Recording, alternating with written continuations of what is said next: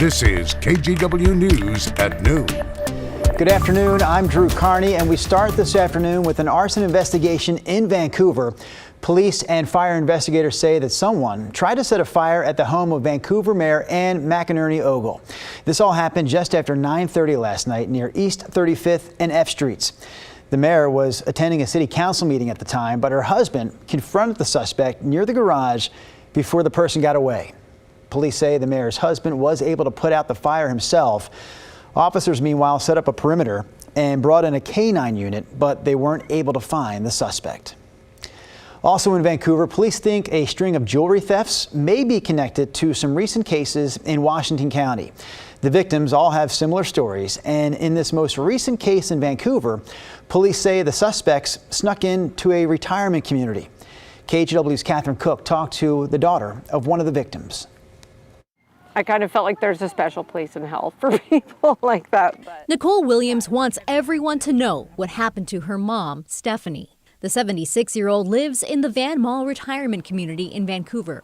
Nicole says on September 6th, her mom and some friends were out on the porch when a strange man approached them. He said his mom was going to be joining him. It was her birthday, which is strange, but and then my mom and her friends went back into her retirement village. They didn't know it then, but it was the setup that led to the theft of Stephanie's 3-carat diamond ring. A few minutes later, Nicole says the man and a woman walked into the retirement home, pretended to sign in. They were very brazen. And eventually found her mom, who was in a group Bible study. The woman told her, "It's my birthday. I have something for you," really random, but started putting jewelry on her hand. As she was putting rings on my mom's fingers, and then as she took the rings off, she took my mom's diamond ring off. And once my mom realized it was gone, this couple was up and running for the door. So my mom said, "Stop them." By then, it was too late. Oddly enough, they left behind a small sock full of fake jewelry. They knew what they were doing. Yeah, they'd done it before. Vancouver police tell us another victim recently reported the same thing happened to them in a shopping center parking lot. And in Washington County, sheriff's deputies there tell us they took 3 separate reports from jewelry theft victims describing the same MO. One of them is Thomas Xavier. He says around noon on Thursday, the 2 suspects pulled up outside his home in Beaverton and called him over. He says a man was driving and the woman in the passenger seat told him it was her birthday. She asked to give him a necklace, but when she put it on him, she stole Xavier's own gold necklace right off his neck. I'm a bit confused what's happening, you know. Why did you accept all this? I was like, yeah, that's what I was thinking. Why did I do that? So I took out the necklace in front of her, and that's when I felt, oh, my necklace is gone. Yeah, it really upset me. Despite her loss, Nicole is thankful her mom is okay, and she wants as many people as possible to know what's going on. Just keep their eyes out, you know, protect themselves, their families, or each other around them, for sure. Catherine Cook, KGW News. In other news this afternoon, still no school today for students in Ridgefield. Teachers there are still on strike after no deal was reached yesterday. Another bargaining session between teachers and the district started at 9:30 this morning. The teachers hit the pickets line for the first time back on Friday. They say they want more funding for mental health issues in schools and also special education students. We'll bring you any updates from the latest negotiations, both here on the air and online at KGW.com. Meanwhile, authorities have located the wreckage of the floatplane that crashed near Whidbey Island, north of Seattle, earlier this month. The NTSB partnered with the University of Washington to create images of the ocean floor.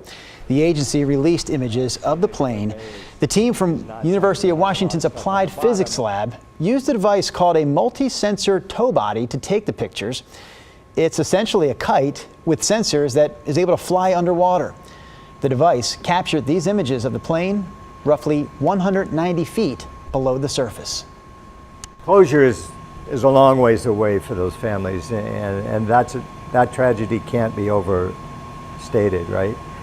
If we help along the way to give people the information they need in order to move it forward, then we did our job. Work is now underway to recover the plane. Now to the Cedar Creek fire burning in Central Oregon. We can tell you that Highway 58 is back open, but ODOT is asking drivers to be careful with first responders still in the area. Take a look at this latest map that we're showing you right here. It shows the evacuation zones. You can see a big chunk of the area is still under level 3 go now orders. The fire has now burned nearly 87,000 acres and is still 0% contained. Here's more now on the Cedar Creek fire. Efforts are proceeding well. It's been a long few weeks for firefighters on the front lines of the Cedar Creek fire. But Corey Robinson, the Planning Operations Section Chief, says as of Monday, things are looking up. With the cloud cover, the increase in the humidity, even light sprinkles, it's really going to help us get containment on this fire. Officials say the fire is staying put for now, meaning they can focus on other things. We're on what we refer to as Division Yankee. So this was the piece of ground that we did a burnout operation on a few days ago. And what we do now is it's our job to come in and control the line. So the first step of doing that is coming through with the professional fallers. They'll go through and eliminate the tree hazards. I'm told trees like this have a fire-weakened root system, which means if a wind storm were to come through the area, it could potentially fall over into this roadway, hurting someone or blocking the roadway, which is why crews are always hard at work trying to eliminate these trees safely and quickly. This right here is what we call a candlestick. The top had burned out of it and fell out and it was still on fire. T.D. Woodruff has been falling trees for 33 years, and he tells me this is critical work. So we fall the tree so it don't spot fire across the line that we're on right here. Get it down to where we can put the fire out. The most challenging part of this work? Finding the hazard trees before they find us. Right. And they're out there and it's you don't see them all, so you got to look real hard all the way around them. This is the work that Robinson tells me is just as important, if not more so, because if a tree falls, it could prove deadly. This is one of the most dangerous things that we have, or one of the biggest threats to firefighters is all of the dead trees.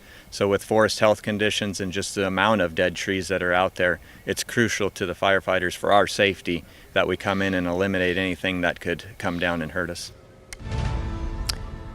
All right, let's get to the latest now on some of the other wildfires that we're following. Evacuation orders remain in place because of the Kalama fire near the south side of Mount St. Helens. So far, this fire has burned about 107 acres, and you can see just how steep of an area it's burning. Fire crews continue to work on setting up containment lines. And the Double Creek fire continues to burn in northeast Oregon. This is still the largest wildfire in the state, with nearly 900 fire personnel assigned to it. This fire has scorched 155,000 acres and is now 15% contained. Clearly, Rod, fire season not over yet. No, and we're still dealing with bad air quality across large areas of our state. So this map shows air quality advisories shaded in gray, including Bend, Central Oregon, Burns, John Day, Baker City, and Pendleton. And for the most part, these advisories are posted through tomorrow afternoon. There's nothing here on the west side. We have light west winds for a second straight day, and that's really cleared out the smoke and the air quality issues up and down I-5. But you can jump back over into Central Oregon. This is the camera back of Sun River Resort. You would see Bachelor back here if it wasn't for the smoke, but look how the smoke is hanging down really low. That's one of the areas seeing particularly bad air quality. There's unhealthy air in red to other unhealthy for sensitive groups in Deschutes County. Then the more widespread, really bad air quality is still up into eastern Washington and now moving over into Idaho. It's mostly good to moderate up and down I-5. There is some hope, or promising news, I should say, for you folks out east. Here's this afternoon. This is a forecast model for wildfire smoke.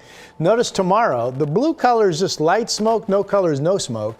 So much of eastern Oregon sees rapid improvement during the day tomorrow. There's still that lingering thick smoke plume down around Bend, though. We'll be tracking that for the coming days. For the Rose City, starting to see a little bit of sunshine for a nice afternoon. We'll have today's forecast coming up.